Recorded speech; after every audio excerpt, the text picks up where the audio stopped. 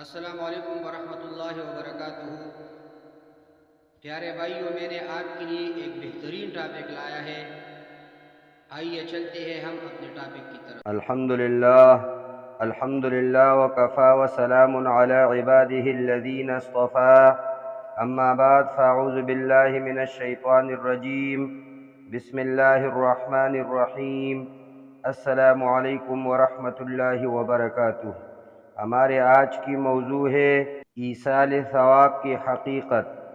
اہل سنت والجماعت کا عقیدہ ہے کہ جو لوگ اس دنیا سے رخصت ہو جاتے ہیں ان کے لیے دعا بھی کی جا سکتی ہے اور ان کو اعمال ہدیہ بھی کی جا سکتے ہیں، خواہ پڑھ کر بخشا جائے یا خیرات اور حسنات بخشے جائے۔ میت کے لیے نماز جنازہ اور دیگر مواقع پر دعا کرنا تو قرآن و حدیث کی بہت سے نصوص سے ثابت ہے۔ اعمال کا ایصال ثواب بھی کئی صحیح احادیث سے ثابت ہے۔ حضرت سعد ابن عبادہ رضی اللہ تعالی عنہ رسول اللہ صلی اللہ علیہ وسلم کی خدمت میں حاضر ہوئی اور عرض کیا، میری والدہ کا انتقال ہو گیا ہے، ان کے لیے کیا صدقہ افضل ہے؟ آپ صلی اللہ علیہ وسلم نے فرمایا، پانی۔ انہوں نے ایک کنواں کھدوایا اور فرمایا کہ یہ سعد کی والدہ کے لیے ہے۔ عن سعد ابن عبادہ رضی اللہ تعالی عنہ انہ قال یا رسول اللہ صلی اللہ علیہ وسلم ان ام سعد ماتت فأی الصدقة افضل؟ قال الماء، قال فحفر بئرا وقال هذه لأم سعد۔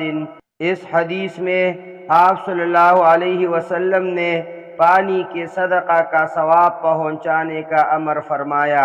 معلوم ہوا کہ صدقے کا ثواب میت کو پہنچتا ہے۔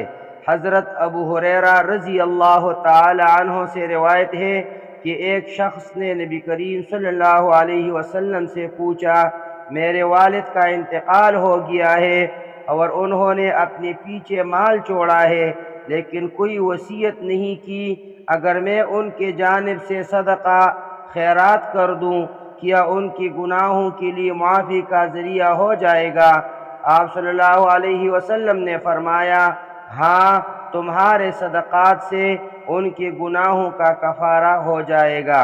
عن ابی ہریرہ رضی اللہ تعالی عنہ ان رجلا قال للنبي صلى الله عليه وسلم إن أبي مات وترك مالا ولم يوصي فهل يكفر عنه أن أتصدق عنه؟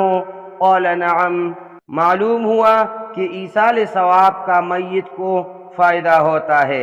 حضرت ابو اسید ابن مالک ابن ربیعہ رضی اللہ تعالی عنہ فرماتے ہیں کہ ہم حضور صلی اللہ علیہ وسلم کے پاس موجود تھی کہ اتنے میں بنو سلمہ کا ایک شخص آیا اور اس نے نبی کریم صلی اللہ علیہ وسلم سے دریافت کیا، یا رسول اللہ، میرے والدین کی وفات کے بعد بھی ان کے ساتھ حسن سلوک کی کوئی صورت ہے جس کو میں اختیار کروں؟ فرمایا، ہاں، ان کے لیے دعا و استغفار کرنا، ان کے بعد ان کی وصیت کو نافذ کرنا، ان کے متعلقین سے صلہ رحمی کرنا اور ان کے دوستوں سے عزت کے ساتھ پیش آنا۔ عن اسید ابن علی ابن عبید مولا بنی ساعدہ عن ابیہ عن ابی اسید ابن مالک ابن ربیعۃ الساعدی رضی اللہ تعالی عنہ قال بینا نحن عند رسول اللہ صلی اللہ علیہ وسلم اذا جاءه رجل من بني سلمة فقال يا رسول الله هل بقي من بر أبوي شيء أبرهما به بعد موتهما؟ قال نعم، الصلاة عليهما والاستغفار لهما وإنفاذ عهدهما من بعدهما وصلة الرحم التي لا توصل إلا بهما وإكرام صديقهما۔ أقول قولي هذا أستغفر الله لي ولكم ولسائر المسلمين۔